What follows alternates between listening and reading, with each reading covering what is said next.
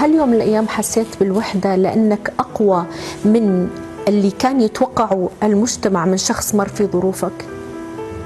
أكيد، وما زلت بحس بالوحدة. ما زلت تمر في الوحدة؟ أكيد، لأنه لما بشعور الوحدة، مش الوحدة بالمعناها الحرفي، لأنه كتر خير الله أنا محاط بطريقة جيدة جدا، بس أنا عم بحكي شعور الوحدة هو برافقك، لأنه لما بتكوني بمجتمع معين أثناء مرحلة النجاح، وأثناء مرحلة النجاح بيحط عليك ضغط معين بعد ما تنجحي، وبصير عم بيراقب أفعالك.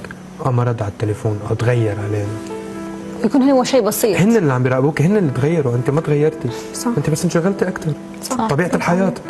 فلما مجتمعك بصير بيتغير عليكي، بتخلق نوع من الوحده.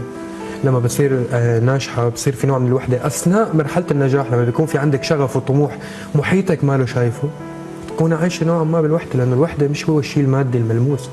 الوحده هو نحن، هل في ناس عم تتعايش مع طموحنا واهدافنا بالحياه، او لا نحن لوحدنا فيه؟